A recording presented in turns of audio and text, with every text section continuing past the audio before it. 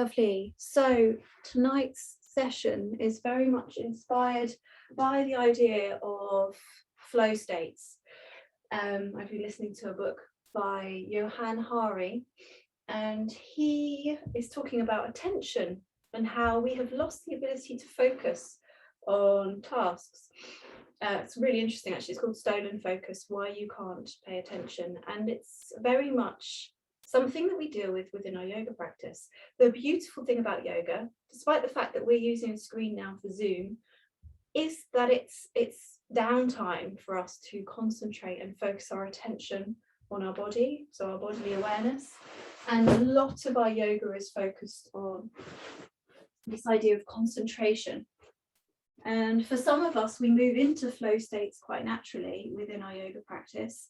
For some of us, flow states can be found when we're cleaning a floor, going for a walk. Maybe if you have a meditation practice, you move into a flow state quite easily. Mountain climbers, for instance, they're very much known for moving into this flow state. So we're going to try and inhabit that with quite a lot of movement tonight. So if you'd like to come into an upright seated position, if you're comfortable in a cross-legged Sukhasana, I have a little bit of padding. I've got my meditation cushion underneath me. You can use that. Otherwise, you can come into a kneeling position with a little bit of padding. Just let the last person in. There we go. So coming into a position that feels comfortable, so you can allow for the pelvis to situate itself, so it's feeling pretty free, so you don't feel too tight around here. So that's why we use a little bit of height. So you should feel like you can come into this posterior tilt, curling onto the tailbone, and this anterior tilt, so you've got a little bit of space. Hi Ella, hey there. So we're starting in an upright position. Get yourselves comfortable, a little bit of padding, and I'll ask you, so we minimize the feedback on the recording. There we go. So just shout if anything comes up within the practice that you want me to take note of, and offer modifications, because we'll be coming into Surya Namaskar, sun salutations. But we're starting in a seated position. So with that awareness of our spine and the sitting bones grounded, think about a rope releasing up towards the ceiling or the sky. So we've got this lovely height coming in through the skull, along up and through the neck, and through that curved spine. So we're not thinking about erectness. Sometimes the Upanishads and various texts within yoga refer to an erect spine, and sometimes that makes us think that it's going to be dead straight. It's not dead straight, it's got a lovely curve to it, and we really want to allow for that curve to take place without trying to force it into any strange position. You want your shoulders to feel relaxed, and we're going to start with the neck, just tipping the chin down to lengthen the back of the neck. Breathing into the body, breathing into the nostrils, coming into our nasal breathing, really important. And then roll the left ear over to left shoulder. Breathing along that sternomastoid, that neck muscle on the right hand side here, exploring a reach perhaps through the right arm. And if you want to accentuate that lovely long stretch, you can bring the arm up overhead and rest on the side of the head here. Breathing and not trying to pull anything, just releasing into that space around the bottom of the jaw, along the shoulder. Lovely. And releasing the hand away, down alongside, rolling the chin forwards and bringing the right ear to right shoulder. Again, feeling into this side. For me personally, this side feels a lot more lengthened, and that may be the case in your body. Bring the hand onto the side of the head, breathing through those nostrils and sighing out anything that you need to sigh out. If you need to go, maybe you've had a day like that, I certainly have. Inhaling and release and sigh, whatever you don't need. Drawing that hand alongside the body and releasing the hand from the head and rolling forwards. We're going to take this action into some circles. As we circle, we're going to draw the chin up, but be mindful not to crunch into the back of the neck. And if it does feel crunchy, just try not to take it too far. And we're going to come back the opposite way. Circling the skull on top of the atlas joint here. Lovely. And then we're going to take some circles into the shoulders. So bringing the hands to the shoulder points, we're going to lift the elbows up towards the ceiling. Inhaling, exhaling. You may want to take this motion into the spine, taking an extension and a flexion. Inhaling, exhaling. Let's come back the other way into our sort of what's it called, butterfly arms. Inhaling and exhaling, consciously breathing here. Super. We're now going to release the arms, bring the left hand to the ground, reaching up through the right arm, lengthening along the side body, and pivot slightly. So we're lengthening along this lateral side seam, this extension here. Maybe the breastbone and the heart space pivots up towards the ceiling, keeping those sitting bones grounded. And then we're going to windmill that arm. So we yawn open the armpit. And you can literally yawn the armpit open if you'd like. We're feeling into the underside, the back side of the body, as well as the front side. 3 times in one direction. Let's come back in the opposite direction. Oh, reaching and extending through here. How are your shoulders today? Just increasing some mobility. Lovely. Lifting up through the arm and come round to the other side. So reaching up through the left, feeling that lovely long line between the hip point, that sitting bone is grounded, along the side seam of the body, reaching up through that middle finger. I love to see the fingers to be completely alive within a yoga practice, maybe pivoting that breastbone up towards the ceiling. Inhaling and exhaling, remembering we can inhale into soft bellies. No need to hold the bellies tight. Allow for the lungs to open. And then we're going to spiral, spiraling through the shoulder girdle here. And you can take a fairly easy, sort of lazy spiral here, the windmill action. When I say lazy, feel like you can relax and rest into this action rather than straining,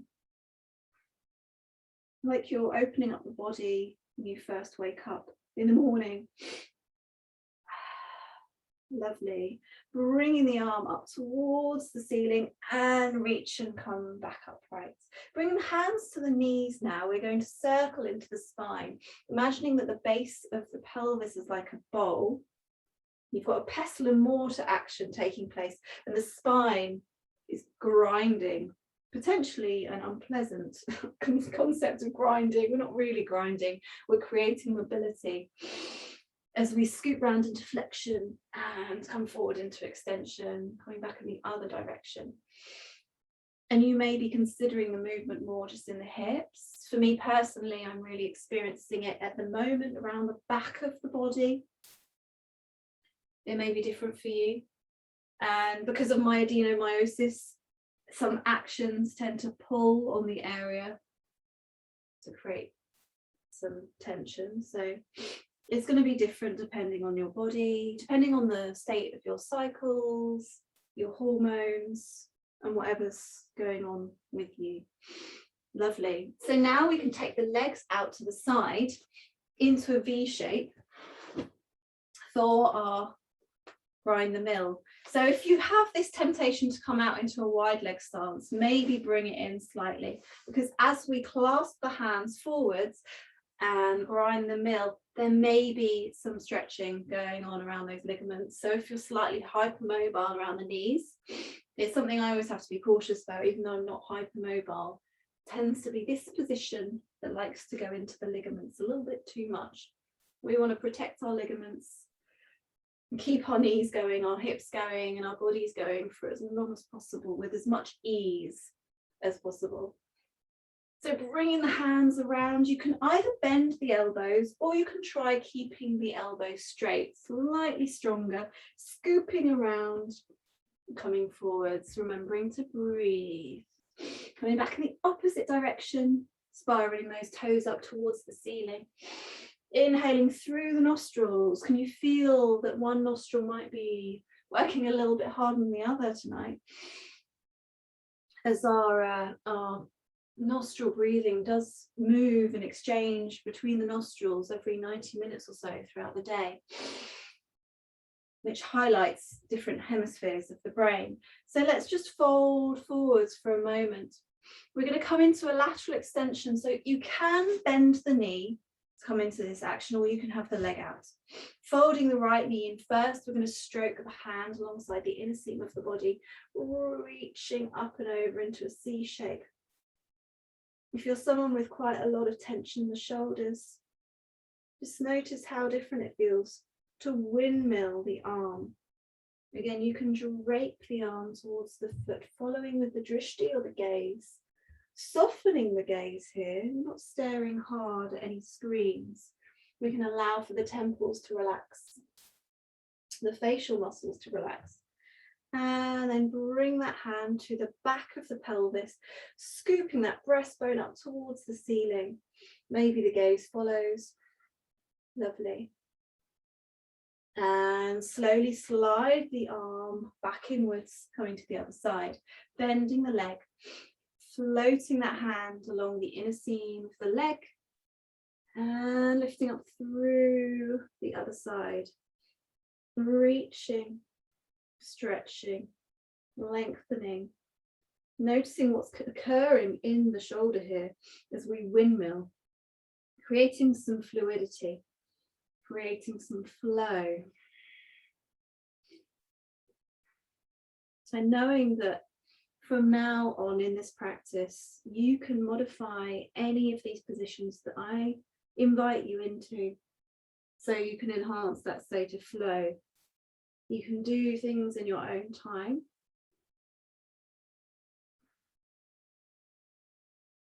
Find that sense, that center point of balance and stillness, where you lose yourself to the movement. It's really important. Lifting that arm and moving it to the back of the pelvis, maybe the gaze and the breastbone follows. Lovely. And lifting up through the side body.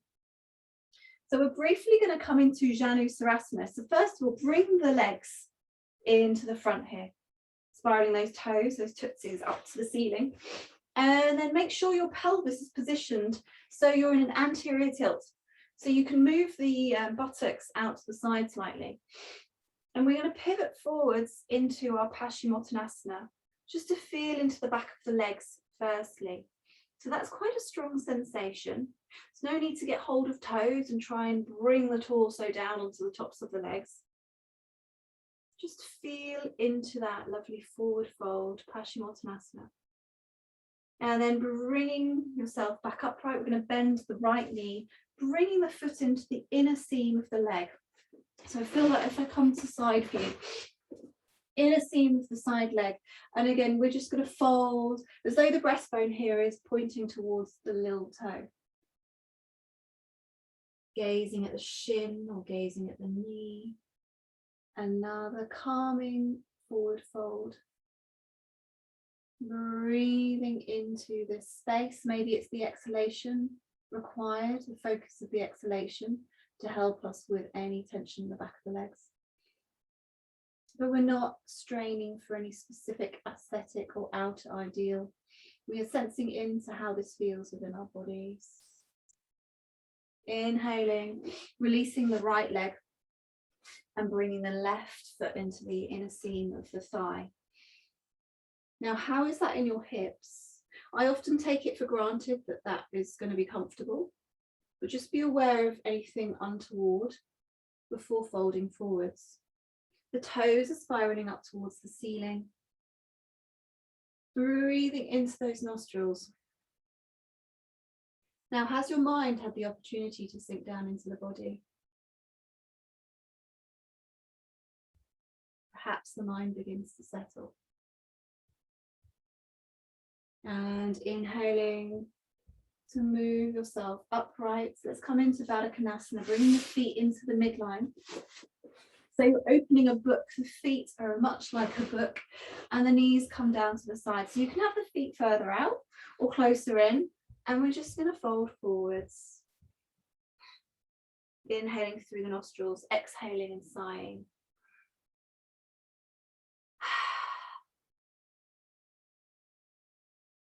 And this is the really lovely thing about doing the Zoom class, is you can really sound out maybe more comfortably than you might do in a community yoga class, because no one can really hear. And lifting up through the body, we're going to make our way onto our backs, removing any props, and coming down into a semi-supine, so the knees are bent. And we're going to work into the shoulders and into the spine, but from a slightly different position. So this is all up prep for Surya Namaskar. So notice how your footprints rest on the ground below. Are they about hip width apart? Perhaps you can feel and adjust. Can you feel all 5 toes imprinting into the ground, as well as the heel? So we're going to take an action called Dvipadapitham as we lift the pelvis off the ground. The knees come away. And we move the spine up towards the ceiling, rolling all the vertebrae up, perhaps moving into the clavicular area in between the scapula, and rolling all the vertebrae back down. You'd like to bring the breath into that. Inhaling, unfurling the spine so it lifts off the ground. Just notice what's occurring in knees here. And exhaling, allowing for the spine to settle. Now we can bring the arms into snow angel shapes at the same time. So the back of the arms come alongside the body. And I'm lifting my arms off the ground because there's a candle that's very close to my arm here. But we're stroking the backs of the hands up and maybe reaching upwards. Just notice how that feels within the shoulder blades, the shoulder girdle. You feel the scapula coming together. And then stroke the hands back down alongside the body 3 times. And we can lift the pelvis off the ground. At the same time, if that works for you, if you just want to focus on the shoulders and not bring the spine into it, that's absolutely fine. Drawing those knees away. Coming into your snow angels and bending my elbows here just because I'm lacking space. And bring it all back down. Now it can be really helpful when we're accessing that area around the back of the shoulders to bring the arms up to the ceiling, reaching up with the middle finger and then drawing the arms into the shoulder girdle. Now, one of the things that bemused me so much in my 20s is how much variety of sensation and movement we have in shoulder girdles. So rather than reaching, explore how that feels, but then allow for the arms to settle into the shoulder girdle. We're now going to bring our Dvipadapitham legs and spine action into that. And perhaps you find that you can access areas into the shoulder girdle and the thoracic a little bit differently here with the arms in this space. Just notice how that is in your body as you breathe the hips up and down. Lovely. Now we're going to bring the knees in towards the body to come into your happy baby. So an external rotation of the hips take place for the knees to drop down towards the rib cage. You can bring your hands onto the base of the foot or behind the knees, because we don't necessarily have the space sometimes to reach the hands. We can modify as we need. Coming into happy baby may feel absolutely gorgeous, or there may be some resistance there. And just notice what comes up, maybe emotionally here. Now we can explore as we move from side to side, if there's movement to bring the opposing foot down to the ground. How does that feel? And then to the other side. So we'd have, if we're moving over to the right, the left foot may come down. Again, I'm just trying not to put my foot in the candle. It's one of my main issues when I'm doing yoga, is not to burn feet and singe hair. It has happened. And then bring the foot down. So you'll bring the hip action into it. How does that feel to move the foot from side to side so it almost comes down to the ground? And can you make any adjustments to make that more accessible? Flowing from side to side. Lovely. And then we're going to bring the knees in towards center to rock and roll up into our all fours position. So I invite you to come into 3 rolls. And you can come into the scapular area or simply roll along the spine. And then as our transition comes in, we cross over the shins, bring the hands forwards, and we can flick back or just move simply back in a means that is comfortable for us to come into all fours, spreading the fingers nice and wide, opening up the hands and the palms. We're just feeling into the hands, a bit like you're a cat and you're sort of massaging. Lovely. So we're going to take a simple extension and flexion to drop the crown, a cat-cow, feeling into the spine. Just for a moment here. And of course, if you've got anything untoward around the front of the body like I have, don't come into too much of an extension. We're now going to come into our side-to-side action, wagging the tail, shortening the left side, shortening the right side. Lovely. And then bringing the hands forwards, we're going to come into a circle shape with the hips. So we let the hips drop and then scoop back. So we've got this circling action taking place. Can you release the hips down? Will they release for you? Will the iliopsoas let go? It's my knee cracking. And then come back in the opposite direction. Flowing with your own body. Noticing and taking the opportunity to release into any sensations. And if anything sharp or untoward comes up, please do stop yourselves going into anything too sharp and anything that's like pain. Now you can take this shape into an 8, crossing over through the middle. So you've got this infinity sign. And if you're not used to swirling in this way, it can be a little bit tricky to figure out that shape within the body as we're mapping different movements. And coming back in the opposite direction, your figure of 8, scooping that pelvis forwards, really allow yourself to just enjoy this movement. And you can speed up or you can slow it down. And you'll notice that I'm not cueing the breath in any way because I want you to breathe in a way that feels right for this action. Lovely. And then coming back into your tabletop, bring your hands beneath your shoulders, your knees below your hips to come into your bird dog. Taking that sense of strength into the abdominal region, gazing down at the floor, we're going to lift up through the right hand and the left leg, spreading the toes wide. So you've got this right angle, waking up the fingers. And then exhale to bring the limbs back down. Inhale, lengthen across the body. Exhale. So we're going to flow between these points. And I'd like to invite you to consider what kind of texture you feel like you're moving through, as though you're maybe moving through water, maybe very much just through air. Maybe you're moving today through something a little bit more muddy and restrictive. And maybe that changes throughout your yoga practice. Lovely. And then draw those limbs back down. The hips come to the feet, coming into Balasana, reaching. So you've got this lovely long line. Perhaps the forehead comes down, or you can bring the ground up to the forehead. Releasing into this shape, into your child's pose. Spread those fingers nice and wide. And we're going to take this into a flow. So you'll notice that the spine is in a slight flexion here. As we release the pelvis forwards, we come into an extension. Now we're going to gradually move in between these points. Breathing in through the nostrils. Now I would recommend an exhalation as you drop the hips forwards, because that diaphragm arches upwards and there's a little bit more space for the extension to come about around the thoracic spine. So when we come into our upward facing dog, only do this if there is no sensation coming about in the spine. If you've got some twinging, you want to come back into your flexion, bring the hands alongside the body. So we want to open up that area. Otherwise, allow for the pelvis to drop and open up around the breastbone. In our upward facing dog, the hips are off the ground and the gaze is forwards, the neck is long. And then scoop the hips back.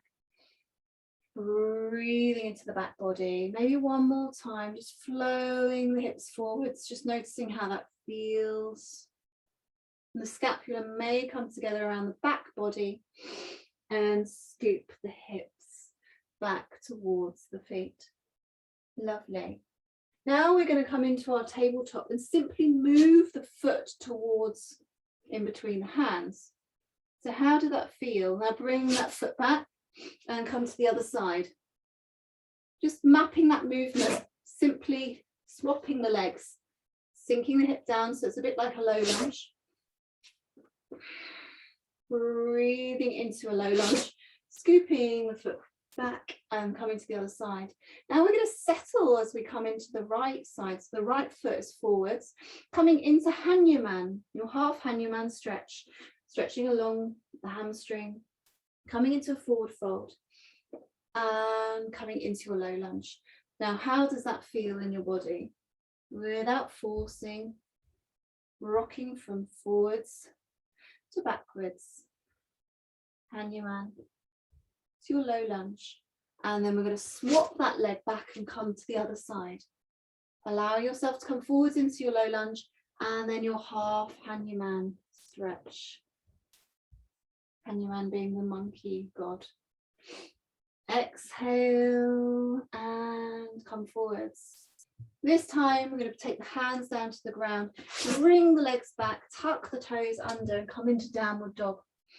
So we can bring those toes underneath. If you need to use the fingers, you can stretch the little toes out to the side. So we come into our downward dog, make sure the head is heavy.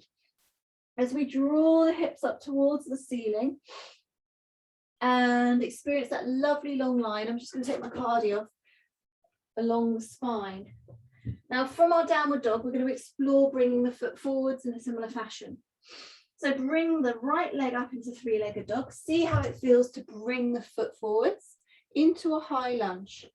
Scoop that leg back, bring it into your downward dog. Same on the other side. Three-legged dog. Bring that left foot forwards into your high lunge. Explore that movement because it's prep for our Surya Namaskar. Now you can do that from your all fours position. Let's try one more time on each side. Three-legged dog, bringing the knee in, finding that space. If you need to use your hand, that can always be really helpful. Bring the foot back, release the left. And the more you do it, the more able you are to do this potentially new action. Some of you may practice this all the time. Lovely. Now we're going to bring that foot forwards to come into Uttanasana. Forward fold. Now within our Uttanasana, the feet are hip width apart. You can bend the knees. I really recommend bending the knees. The top of the body is hanging forwards. And we're going to see what it feels like to bring the hands to the ground, straightening the spine. And then release. So you've got a release. And then a straightening. And a release. And we're going to stay in the ragdoll, getting hold of our elbows, taking the weight into the legs and grounding down through the legs, allowing for each of the vertebrae to move into this upright position. The last thing to come up into your Tadasana will always be the head. So I will need to adjust my screen so you can see me. When you come into your Tadasana, notice how the weight is going down into the feet and how the pelvis is positioned by tilting the pelvis backwards and forwards. So we're not necessarily in a normal standing position where we might slouch, thinking about that sense of equanimity and equality, the alignment. And we're going to lift up onto the toes to wake up those toes firstly, and draw the heels down and lift up the toes off the ground. Let's bring our arms into that action, lifting up through the arms, lovely long line. See, my hands are still missing. And then come down onto the heels, lifting up the toes. Inhale, just noticing how your balance is today, fixing your drishti. Exhale, toes lift up. Excellent. This time we're going to inhale, coming into our ski Sunday flow. Exhale, chair Uttanasana. Inhale, lovely long line into your pencil Tadasana, noticing how your balance is. And exhale, ski Sunday, now with the arms. Keep that tailbone grounding down, flowing into your upright pencil Tadasana and ski Sunday flow. Exhaling into chair. Super. Inhaling, reach. Exhale, ski Sunday, Utkatasana chair. Now, if that feels strenuous with the arms, bring the arms into your Anjali Mudra and you can focus on the legs then. Inhale, lifting and reaching, coming into your own flow. Exhale, it's quite nice to take some real movement into this. A bit of ski Sunday, just a couple more. To bring up the energy, reaching and then coming down through Anjali Mudra into your Tadasana at your front of your mat. So we're going to explore sun salutation. Again, I'd like you to come into a flow of your own. And you can't really get sun salutation wrong. There are so many different ways to move into this. So let's come into a simple version of this. You can modify if you know of a modification that you prefer on your own terms. So we're going to inhale, lift and reach up towards the hands, up towards the ceiling. Exhale, Anjali Mudra, coming into your forward fold, Utkatasana. Inhale, briefly lift yourself off the ground and take a leg back into your high lunge. We're then going to scoop that other leg behind, Chaturanga, so the elbows bend to come into your upward facing dog. And exhale, draw the hips up towards the ceiling, downward dog. Now we hold the downward dog for about 5 breaths. Inhaling through the nostrils, exhale with a sigh. Inhale, exhale, either through the nose or through the mouth. Adjusting your hands, spreading those fingers nice and wide, thinking about the lengthening of the spine. Bend the knees if you need to lengthen the spine. You do not need to feel like the heels must go down. Inhaling and exhaling. On the next inhalation, we're going to scoop that foot forwards to come into a high lunge. The other foot's going to come to meet that foot. Utkatasana, forward fold. Inhale, lift up through the arms, reaching the gaze, comes up to the hands. Exhale, hands come down to heart space. We'll do that again. Inhale, lift and reach up through the hands. Exhale, hands come down. Utkatasana, or rather Uttasana. We come to the other foot this time. So bringing the other leg back into a high lunge. Exhale, take that foot back, and you can bring the knees down and knees, chest, chin, or you can Chaturanga as you scoop yourself forward into your upward facing dog. Exhale, draw those hips back and come into your downward dog, making any adjustments that you need to. Inhaling through the nostrils, making sure the head is dangling freely. Inhaling and exhaling. 5 times in your downward dog. Inhale and exhale. Inhale, allow for that belly to billow. Exhale, lifting up through the other leg. Scoop that foot forwards. You can make any adjustments you need to with your hand to bring that forwards. Bring the other foot to meet. Uttasana, forward fold. Bend the knees, lift up through your strong legs to bring the gaze up towards the hands. Hands come together through Anjali Mudra. It can take some time to understand what you're doing sometimes, so be kind to yourselves. As you inhale, come into a flow that feels right, so it doesn't have to follow what I have suggested. Exhale, coming into Uttasana. Inhale, slight movement forwards with breastbone, bringing the other leg out and back into high lunge. Bring the other foot to meet. You can either Chaturanga, which is the almost press up version, or knees, chest, chin. Scoop that breastbone forwards, upward facing dog. Keep the chin tucked in here. Exhale, scoop the hips back, downward facing dog. Inhaling through the nostril, exhaling. Inhale, position the hands, the fingers are spread wide, and the base of the hand is suctioned to protect the wrists. Exhale. Inhale, notice how the spine feels, bend the knees slightly. Exhale. Inhale, soften belly.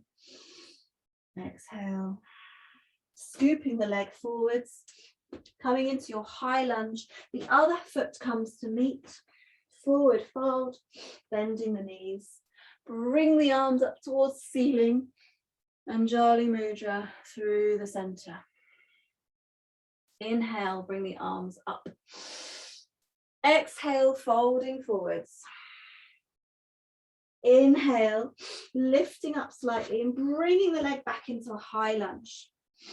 Exhale, draw that foot back, scooping the body forwards, coming into the upward facing dog. Exhale, bring the hips back, downward facing dog. Inhale. Exhale. And feel fluid in your downward dog. It's not a rigid pose. You don't want to feel too tight and stiff. See if you can create some softness as you inhale through the nostrils and exhale to release. Inhale, scooping that leg through to the front hands. Bring the hand if you need to. The other foot comes to follow. Uttasana rather, forward fold, bend the knees, lift and reach up towards the ceiling. The gaze follows, hands come down into Anjali Mudra. Lovely. Let's do that again. Inhale, lifting up through the arms and the hands. Exhale, bend the knees, forward fold. Inhale, bring that leg back as you lift the sternum.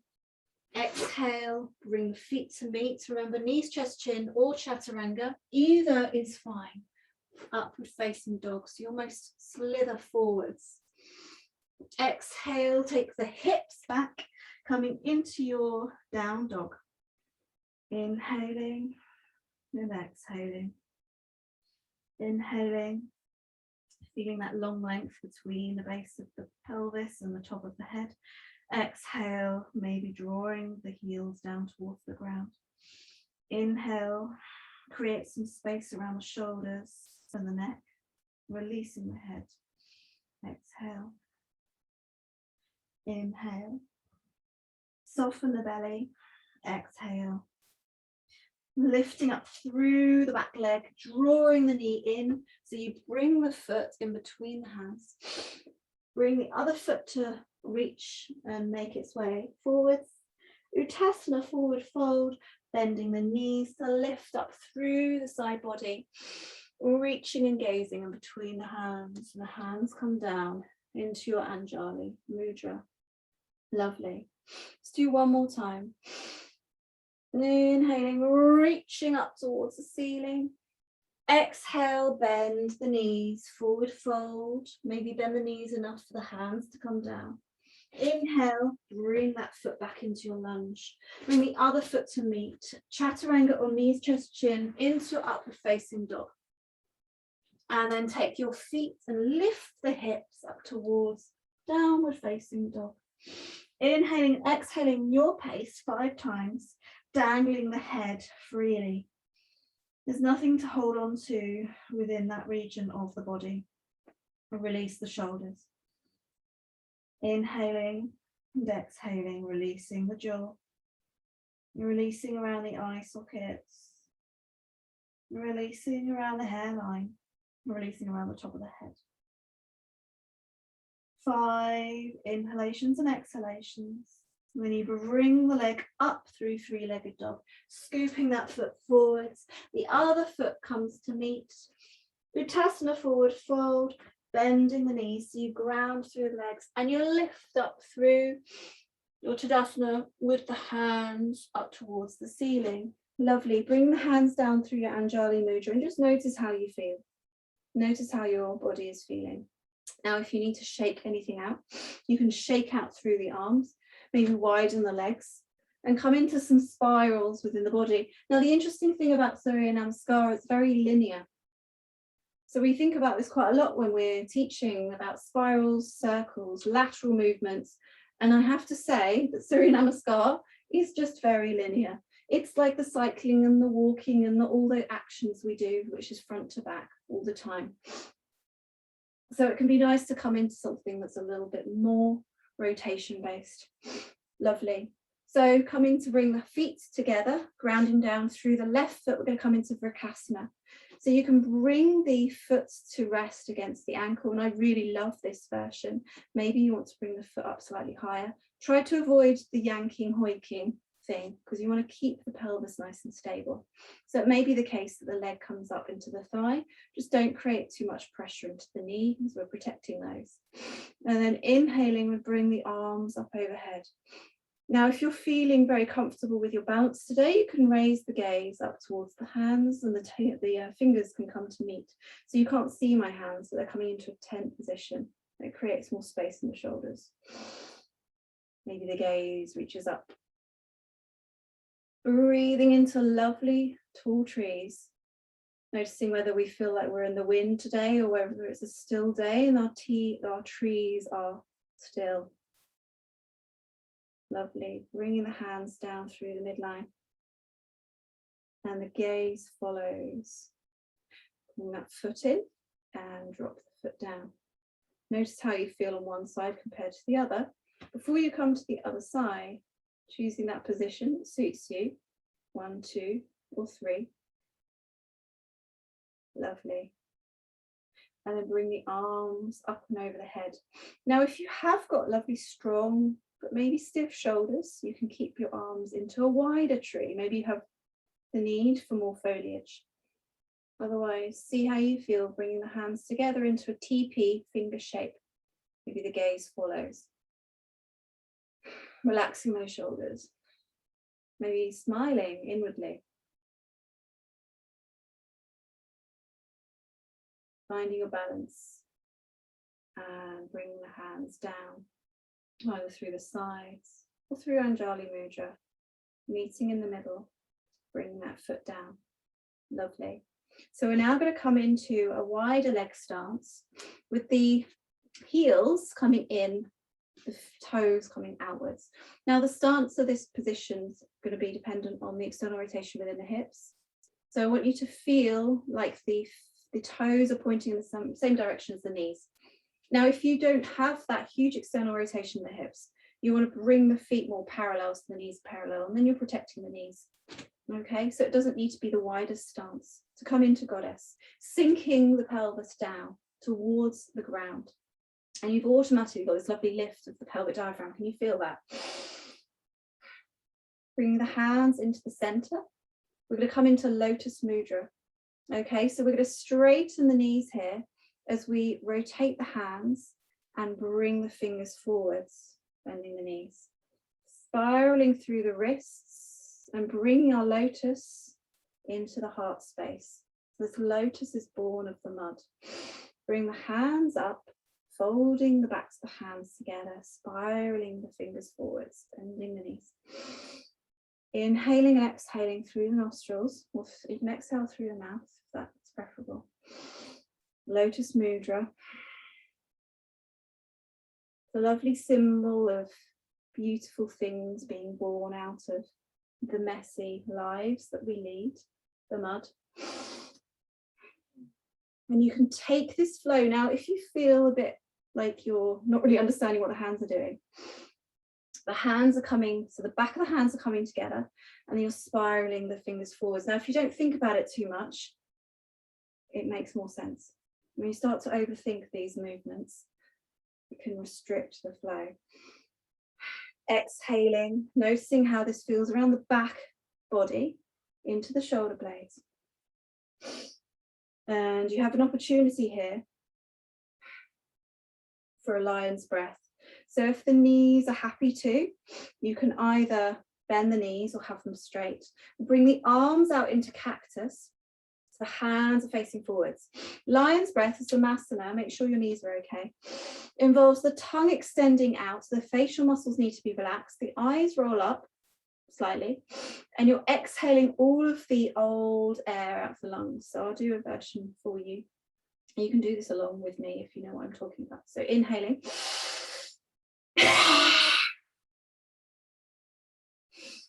Inhaling, exhaling, inhale.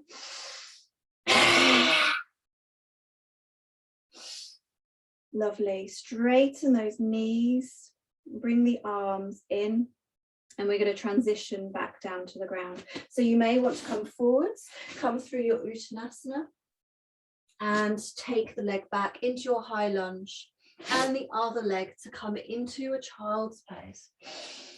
Moving the body into your tabletop.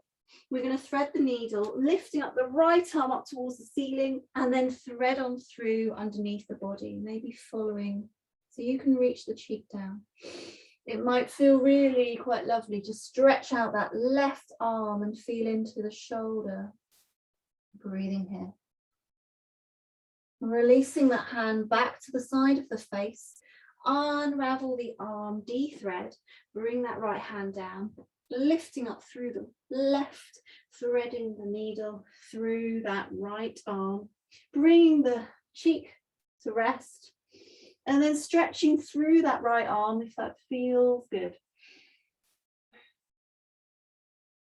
Bring the right arm back to the face, release the arm up and out, and take the hips back.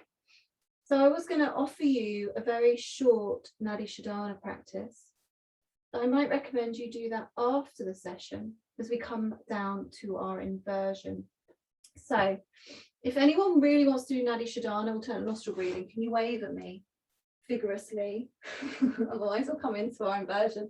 So let's come onto our backs. Now, in terms of our inversions, the contraindications for a shoulder stand are going to be high blood pressure, low blood pressure, and migraines. Now, it involves quite a lot of shoulder mobility to come into your shoulder stand. If you have a blanket, I recommend creating some padding. So the padding will be underneath the shoulders, and then the neck hangs freely. So you've got some space in the neck, so that can be really useful. So that would be my recommendation for a shoulder stand. And if you don't want to do shoulder stand, you can come into any other inversion, Viparita Karini, legs up the wall, maybe with the bolster underneath, waterfall. But firstly, let's just talk through a shoulder stand. So you want this position of the shoulders to rest on your mat, on your lovely blanket, and the neck and the head comes off the blanket. And that's really for your neck to have a little bit more space. And if you're happy to roll and your spine is happy, it can take a little bit of self-belief to bring the legs up, but you're bringing the arms behind the pelvis and lifting the legs up towards the ceiling, spreading the toes, the elbows always needing to be closer in than you really expect. And you don't gaze over to the side like I'm doing. It's not, do as I say, not as I do. Keep the neck in line.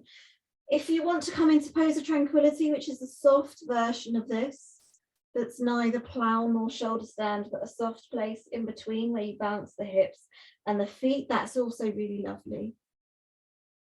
Or Viparita Karini, which there really aren't any contraindications for, apart from the second, third trimester of pregnancy. I trust no one's in their second or third trimester. I'm pretty sure that no one is. So come into a spot that feels comfortable for your body. And some of you might find in your shoulder stand that there is a sense of something around the front of the chest.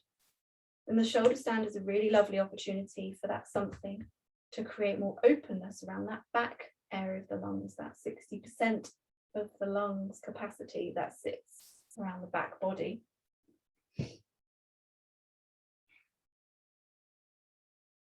And because we're practicing our shoulder stand, we can come into fish afterwards. And if you're in Viparita Karini, you can come into fish afterwards as well. It's really up to you, because it's a lovely extension around the thoracic. But again, it's a thing to be mindful of the neck. So just noticing how this shoulder stand feels within your body, or indeed the Viparita Karini, your legs up the wall, or your pose of tranquility. And shoulder stand is actually easier to access than plow, which the legs come all the way over the head and the feet need to touch down on either bolster or floor. Because in order for plow to take place, there's a real movement into that shoulder girdle. It's quite strong. Lovely. So we're going to begin to exit and consider the exit as we come out. Much easier to come out of Viparita Karini than shoulder stand, but really feel into that unraveling, that ironing out of the vertebrae as you come out of your shoulder stand, as it's absolutely glorious. You've got to love that movement and that exit coming out of the shoulder stand. And we're going to come into fish. So bring the legs out in front of you. For fish to take place, you want to sit your bottom on clasped, clenched hands, depending on the length of your arms. They may be underneath your bottom or higher up, lower down. And the shoulders come together. Now, we're coming into this fish pose, but not using the head or dropping any pressure into the head here. So all the weight is coming into the elbows, and we lift, and the head just pops itself there. It's really not taking any weight. Coming into fish pose, lifting up through, and then allowing for the shoulders to move back and down. So if you want to windscreen the knees from side to side, again, brings a little bit of rotation in. We're going to prepare to come into Shavasana. If you've got a bolster handy, you can bring the bolster underneath the knees. So you can drape yourself into your lovely corpse pose, or you can get some padding and bring that underneath the head to automatically make that adjustment to rest the back of the head down. Or you can bring the blanket onto your body. Feel like those limbs can rest along and away from the center midline. Make sure you get yourselves comfortable just for a 7-minute Shavasana.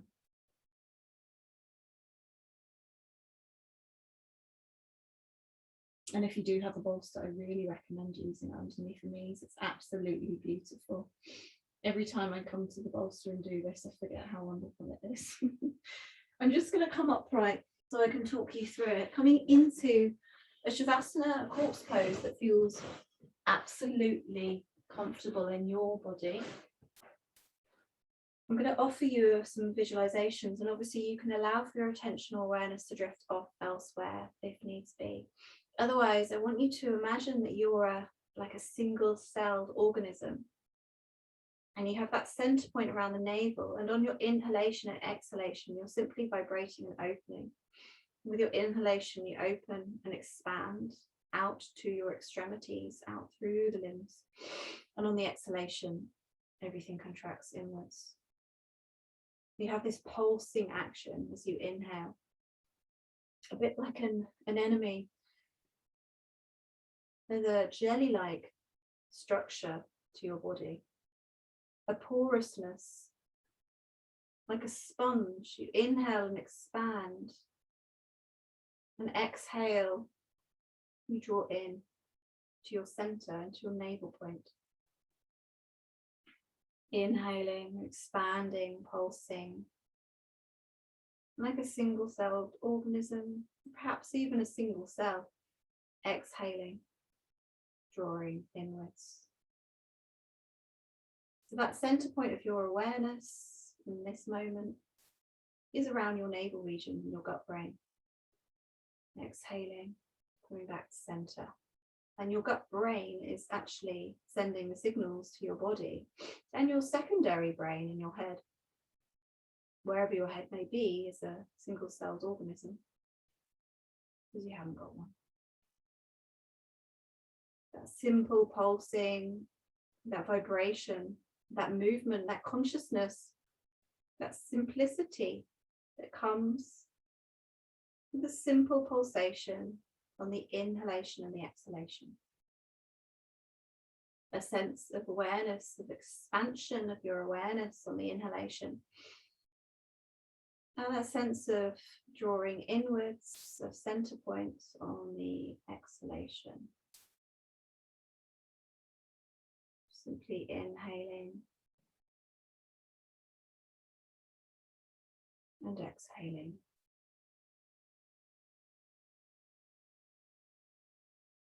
And it may be that your awareness feels like it's pivoting on the edge of a wave. You're feeling the ebb and the flow of this wave, being drifted along with the motion of this peak and this trough of the inhalation and the exhalation. And your consciousness and your awareness is just a part of everyone else's consciousness and awareness.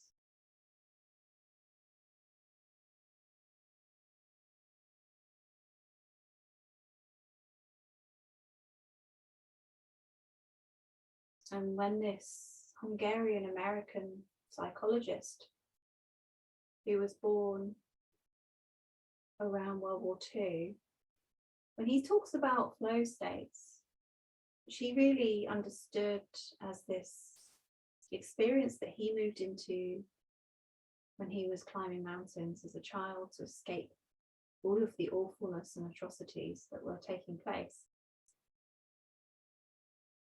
He offers this as a counterpoint to the idea of the Skinner-based psychology of reward for positive behavior, which was very, very popular in America. And basically all of our apps on our phones and our tech is based around this simple notion of manipulation of behavior through positive reward systems, like likes and hearts on Instagram. And what Mihaly, the psychologist, really propagated was there is an idea that humans are not necessarily, not always motivated by simple reward systems, that there is this flow state that artists and mountain climbers and chess players move into, where the movement in itself or the experience in itself is the end to itself. And it's not about the outcome, but the experience of flow. So the mystique of rock climbing is climbing. You get to the top of a rock, glad it's over, but really wishing it could go on forever. The justification of climbing is climbing, like the justification of poetry is writing. You don't conquer anything but things in yourself.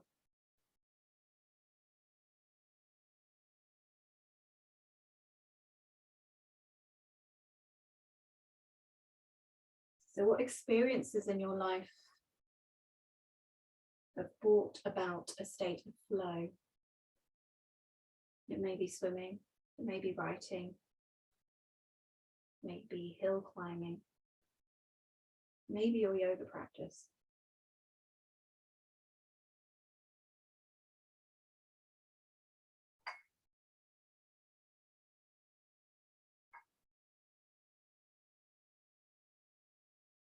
And coming back to your awareness, whether it's in the navel region, whether it's in your mind, whether it's in your gut, whether it's outside of your body, whether it's beneath your body, bring that inhalation and that attention back to your extremities, into the fingers and the toes. Now, if you're not ready to come out of your relaxation, feel free to stay in relaxation. Otherwise, at the end of the following sound, I invite you to roll onto your right side into a fetal position.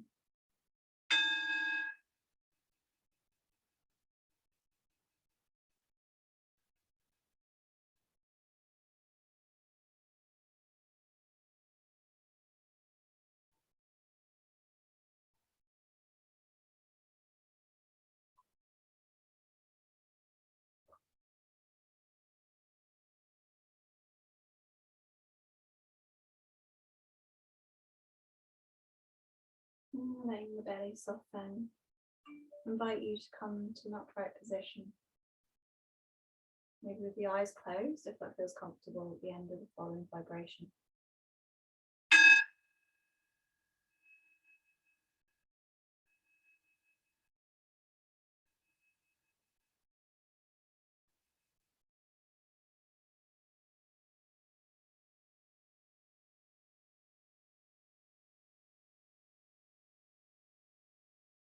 Coming back to that simple action of the inhalation through the nostrils and the exhalation through the nostrils. And that simple ebb and flow of the breath. If you're wearing glasses, you might like to move those aside. Let's bring the hands together into the heart center and rub them together to create some heat. The backs of the hands maybe as well. And bring them to cup on the eye sockets. Opening the eyes and just noticing what textures and colors come about through the eyelids and the hands. Bring the hands through the heart center, bowing in acknowledgement of one another, space in between. Namaste.